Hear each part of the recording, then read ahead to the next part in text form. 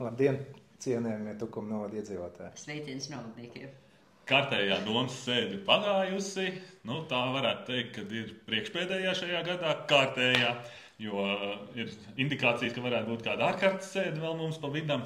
Šoreiz mums īstenībā saistībā laikam jau kā svētku mēnesis, īsts mēnesis nosacīti, bija arī nedaudz jautājumi, 58 kopumā, taču laika ziņā kaut kā mēs iekļāvāmies atkal plus mīnus tajā pašā laikā, kā būtu 90 un 100 jautājumi.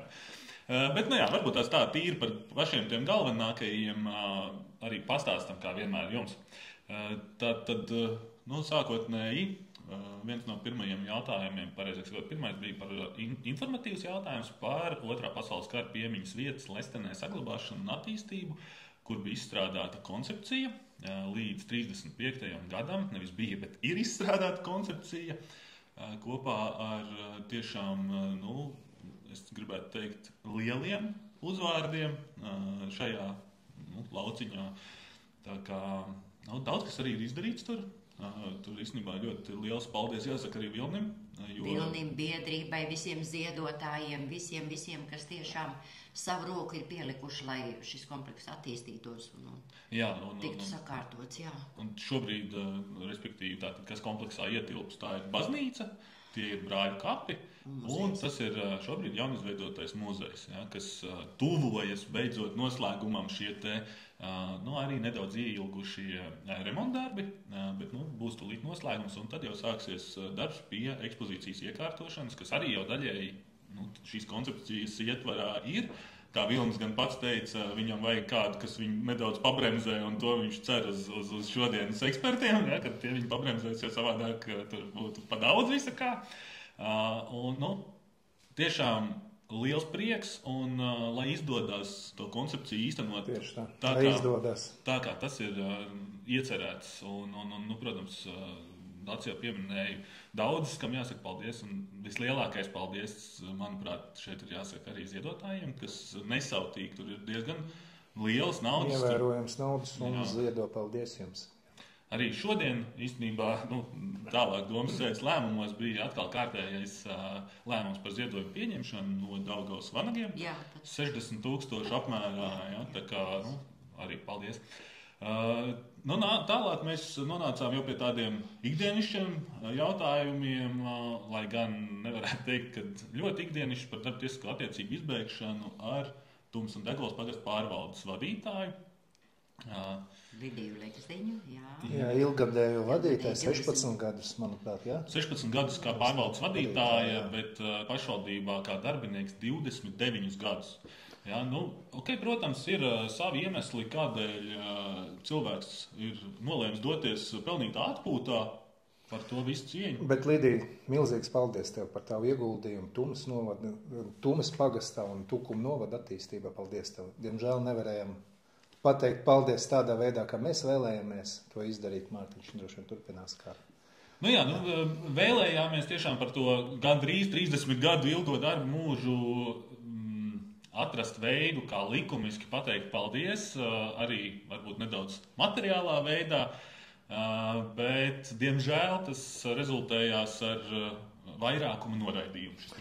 Un šodien sēžot pie galda domā un domājot par šo jautājumu, es tā iedomājos, ka Lidija vadīja pagastu un strādāja novadas labā tik ilgi jau, ka viens otrs deputāts, kurš sēž šobrīd pie galda, vēl nav dzimis. Vispār šādā griezumā es pat nebiju paskatījies. Kā tu tā izdomāji? Vienkārši vēlreiz, Lidija, paldies tev par tavu ieguldījumu. Paldies, un tiekamies noteikti kaut kur kādās svētkos un ne tikai. Tālāk jau, protams, bija jautājumi par dažādiem saistošiem noteikumiem, kur varbūt liela daļa no viņiem bija arī tehniskāki, varbūt jautājumi, kā piemēram par tiem pašiem mājdzīvnieku turēšanas noteikumiem, vienkārši samazinām nedaudz to procesa ilgumu, teiksim tā, ja kādreiz piešķīra kaut kādus sodus, bet izrakstīja sodus pašvaldības policija un izskatīja administratīvā komisija, tad šobrīd viss process ir nodots pašvaldības policijas rokās un visu no A līdz Z izdarīs pašvaldības policija. Tie tādi tiešām atvieglojumi, manuprāt, ko es gan pagājušajā mēnesī, kad mēs viņus laidām uz sabiedrības viedokļu noskaidrošanu, jautāju, vai tiešām tas nav budžeta ietekme, nekāda nerada. Manuprāt, vajadzētu būt nedaudz samazinājumam tomēr, jo tajā laikā, kad šajās komisijās, administratīvajā komisijā, respektīvi šie cilvēki skatīja visus šos jautājumus, viņi taču algu par to maksā. Šobrīd, protams, algas jau nevienam nesamazinās, bet viņi var darīt citas lietas. Ja? Līdz ar to šajā gadījumā vajadzētu būt, kad viņš tomēr ir arī ietekme. Bet, nu labi, tas ne par šo.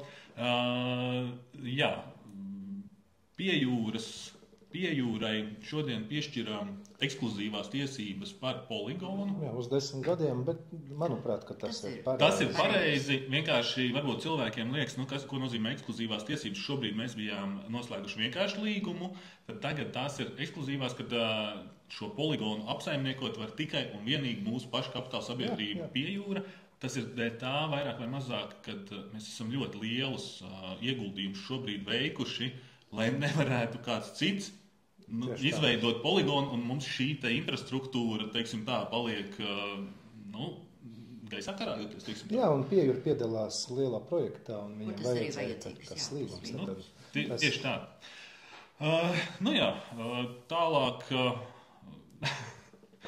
Tālāk mums grozījumi šajā komunāla servisa tildu reorganizācijas lēmumā.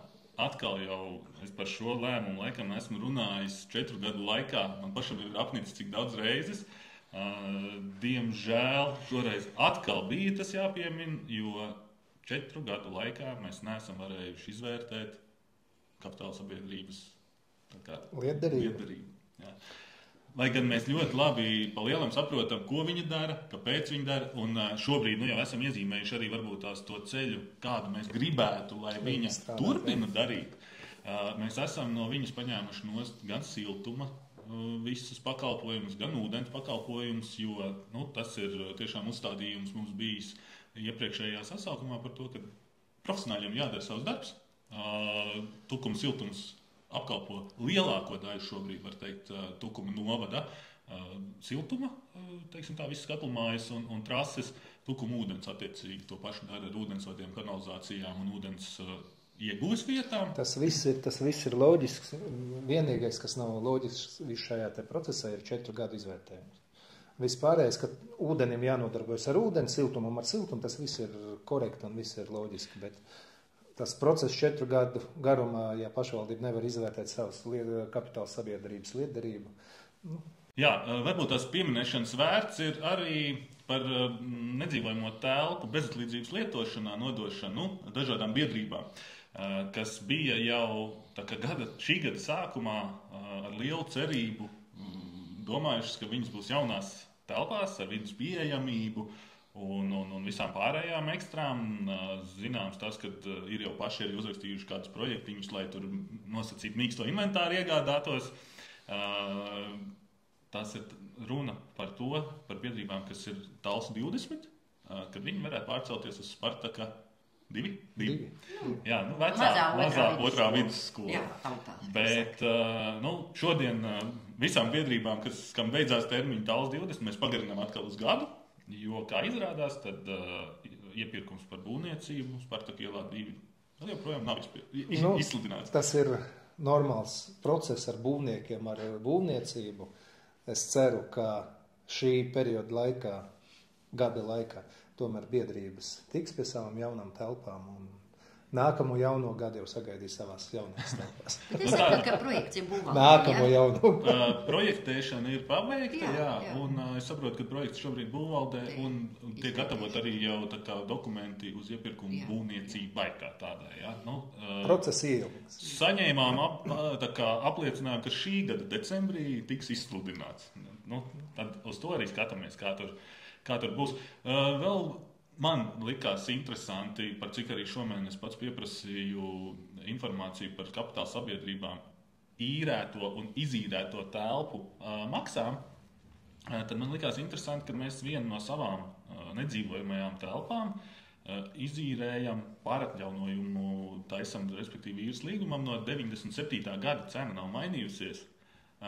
Finanšu komitejā mēs viņu tā kā nolikām nedaudz maliņā ar norunu, kad būs izvērtējums, novērtējums.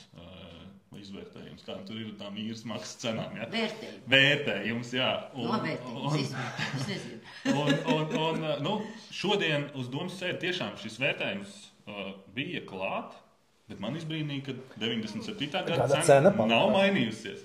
Kaut gan mūsu pašu kapitāla sabiedrības nedzīvojamās telpas īrē par krietni lielākām summām. Ne par €10. Ne par €10 kvadrātmetrā katrā ziņā. Jā, tas arī tāds interesanti, jo es paskatījos, ātri ieskatījos tajā vērtējumā, kad salīdzināmās telpas bija konteineru tipa noliktava, neapkurināma garāža un vēl viens kaut kāds neapkurināmas noliktavu telpas. Kaut gan šis principā ir ratiņu telpa vai dzīve, vai pat mazais dzīvoklis. Ja? Tāds arī ir ko atkal padomāt uz priekšdienām, kā to visu skatīties.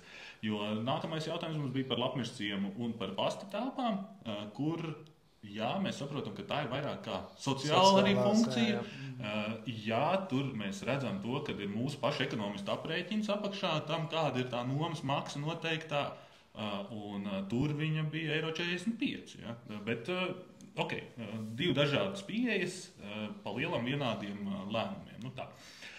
Nosacīti. Un tad laikam mēs esam pie tāda, vēl ir Brīvības laukuma un kultūras nama pārbūves projekta ietvaros, varētu teikt tā. Pēdējo īpašumu atpērkam. Pēdējo īpašumu, kas ir no kultūras nama, skatoties uz leju, uz Upīšu skolas pusi, teiksim, lai tas kvartāls viss būtu tad pašvaldības īpašumā, tad noteikti esat pamanījuši to mazo zaļo mājiņu ar sūnām un jau laikam arī nedaudz zāli notekrenēs. Arī tā pēc šodienas lēmuma ir iegādāta principā, labi, vēl dokumentācija ir jāskārto, bet lēmums ir pieņemts par tās ēkas iegādi. Un tad jau viss tas kultūras namam blakus esošais kvartāls tiešām beidzot ir pašvaldības, un mēs varam ar drošu sirdi iet uz kultūras nama renovācijas projektu un apkārtējā kvartāli. Izveidi, jā. Jā. Un tālāk mūsu digitālais dvīnis. Par digitālo dvīni konceptuāli pa lielais projekta mērķis ir ļoti, ļoti labs, ļoti atbalstāms un teiksim tā, uz nākotni vērsts. Tā ir pašvaldība principā nokopēta ar visu savu infrastruktūru, gan pazemes komunikācijām, kas ir visi ūdensvadi, kanalizācijas, elektrības, kas tik mums tur nav zem zemes salikts, gan ēku, gan iekšējiem ēku tīkliem, gan pa gaisa līnijām, tur būtu arī iekšā visi mobīlo sakaru pārklājumi, viss, ko vien var iedomāties, tā tas būtu ideālajā pasaulē. Jā. Tā ir Japāna. Nē, tā būtu, ja būtu, bet šobrīd tā situācija ir interesanta. Jā. Šobrīd tā situācija ir tāda, ka pagājušā nedēļā uz Finanšu komiteju bija sagatavots lēmuma projekts. Iepriekš jau bija tā, ka pagājušajā gadā mēs nolēmām piedalīties šajā projektā kopā ar vēl 3 pašvaldībām, kas ir Dienvidkurzeme, Ventspils un kas tad bija? Liepāja. Un tas vadošais būtu Ventspils digitālais centrs, jo tas viss ir saistībā ar digitalizāciju. Un mums tas laikam bija tāds viszinošākie cilvēki tūmā. Tad pagājušā nedēļa, un tur mēs bijām paredzējuši 261 000, kad visu kopējās projekta izmaksas, un no pašvaldības daļa tā bija 39 aptuveni. 15%. Jā, 39 000. Pagājušā nedēļa uz Finanšu komiteju bija sagatavots lēmuma projekts par grozījumiem, jo ir noslēdzies iepirkums, kurās summas ir lielākas. Tas ir pārsteigums vai ne, bet, var teikt, gandrīz uz pusi mūsu daļa kopējās projekta izmaksās 415 000. Līdzfinansējums līdz ar to 62. Mēs jau pagājušajā nedēļā Finanšu komitejā daudz par to runājām, diskutējām, lai saprastu, ko mēs iegūstam par šiem vai 415 vai 62, kā kurš tās summas interpretē. Īsti skaidrības nebija, un visi Finanšu komitejas deputāti noraidīja šī lēmuma turpmāku virzību uz domi, tā kā šomēnes, ar domu, kad mēs satiekamies ar Kurzemes plānošanas reģiona un Ventspils digitālā centra pārstāvjiem, kas mums var izskaidrot tieši un konkrēti, ko mēs un par kādu summu iegūstam, kādas būs pēc tam uzturēšanas izmaksas, vispār arī uz priekšu, ko tas mums dod un ko tas mums maksās arī pēc projekta. Bet uz domas sēdi parādās šis lēmuma projekts tieši tāds pats, un mums bija viena iekšēja. Tikšanās bija izrunāts, bija vienošanās, ka atkal tiks noskaidrot tie cipari, summas, pa kuram mums būs jālēm. Diemžēl uz šo domu sēdi nekas nebija skaidrs. Skaidrs bija tas, ka nekas nav skaidrs. Un tad mēs te paši pa saviem kanāliem, teiksim tā, mēģinājām saprast, kādēļ Kuldīga nepiedalās šajā, jo Kuldīgai arī ir pašiem savs digitālais inovāciju centrs. Kādēļ viņi tur nepiedalās, kas tas vispār ir. Pagājām cauri arī EISA publiski pieejamai informācijai, kas šajā projektā no mūsu puses ir iesniegts. Tur ir konkrēts 3 adreses. Tas ir Taurenīšu bērndārs Smilšielā, tā ir 3. pamatskola Lielajā ielā un tā ir Tumes pamatskola Tumē. Kā izrādās, tad šajās vietās nemaz nevar īstenot šo projektu, ja nepārtaisa pilnīgi visu apkuras sistēmu. Kas būtu vēl dārgāk, vēl lielāku sadārdzinājumu taisīt, un tas jau tad nav atkal atbalstāmās projekta izmaksas, bet tad tas mums ir jāliek no pašvaldības budžeta iekšā. Respektīvi, neskaidrība tik daudz, ka mēs nolēmām šo projektu pilnībā aicināt atcelt. Atcelt pagājušā gada lēmumu un līdzekļus, kas ir paredzēti līdzfinansēšanai, novirzīt kādai no mūsu kapitāla sabiedrībām. Principā tas mūsu ieteikums bija Tukums Siltums, jo viņi ir šīs jomas speciālisti. Bet, protams, ka to būtu izpildu direktoram jānāk ar speciālistiem kopā,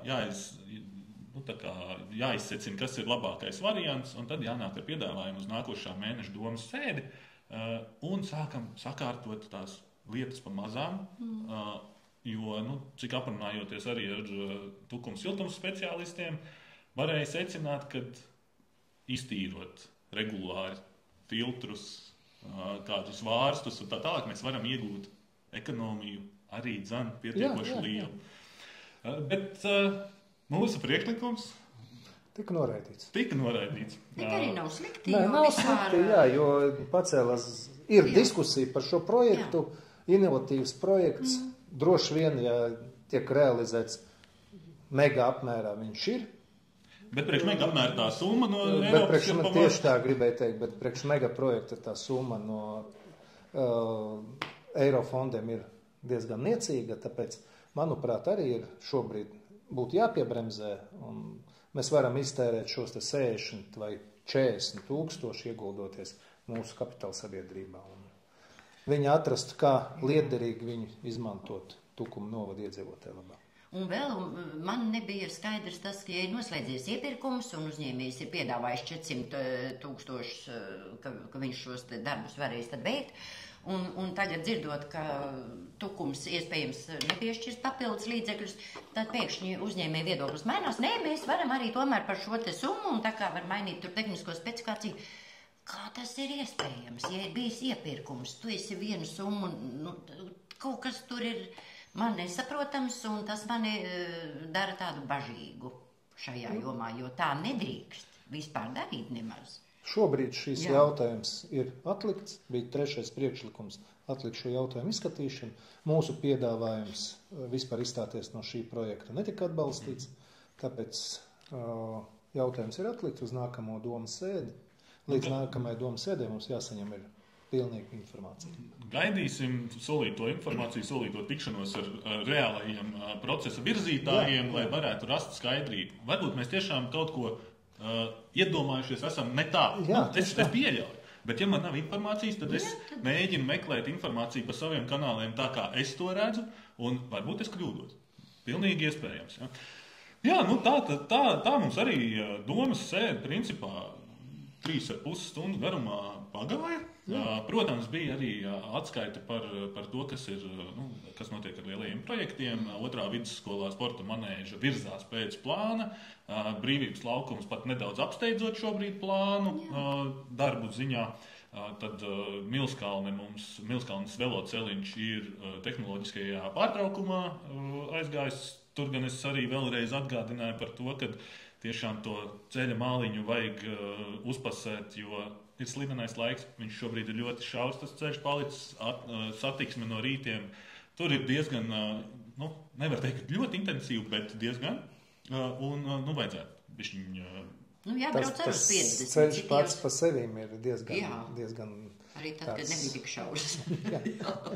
Nav droši, teiksim tā, maigi. Tur tie divi līkumi ir tādi, kas katru gadu kādu ievilina. Un šobrīd, slidens laiks, un tas apmals nav sataisītas, malas nav pielīdzinātas, diezgan bīstami.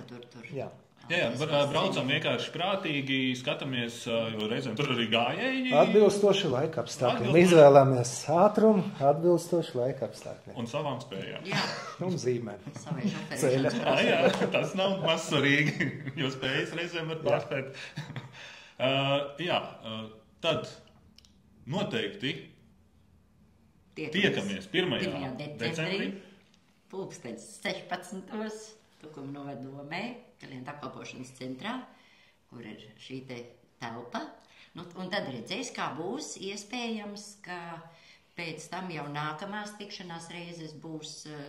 Var gadīties, ka mēs pamainīsim lokāciju tikai tāpēc, lai būtu ērtāk. Jo šobrīd šī pieredze mums ir pēc pirmās tikšanās, un tā telpiņa, kur mēs tiekamies ar iedzīvotēm, viņi ir šaura, bet no kļūdām mācamies un aicinām visus tie, kuri vēlās noskaidrot sev interesējušo jautājumu, apmeklēt mūs, sarunāties ar mums un kopā meklēt risinājumus jautājumiem, problēmām, varbūt arī kopā priecāties par kaut ko jauku. Jā, noteikti, kad komentāru sadaļā ieliksim arī atgādinājumu par mūsu aplikāciju, kur, ja jūs netiekat klātienē satikties ar mums, teiksim, 1. decembrī uz, jau var teikt, kārtējo tikšanos klātienē, tad droši aplikācija strādā jautājumus, varat sūtīt tur problēmu situācijas. Tāpat, protams, mūsu kontakti ir visiem pieejami gan tai pašā aplikācijā, gan Domes mājaslapā un visur citur.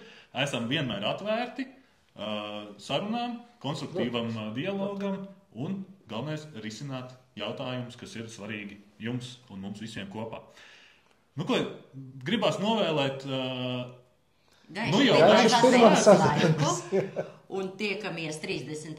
pie centrālās eglītes, kas šoreiz būs Tāls ielā 4, svētdien. 5, ja nemaldos, bet to pārbaudiet informāciju, jo es tagad varu arī kļūdīties. Manuprāt, 5 ir eglis iedegšana. Bet labāk nāciet 4. Uz tikšanos gaidām jūs 1. datumā. Saģērbieties silti un tiekamies. Tā.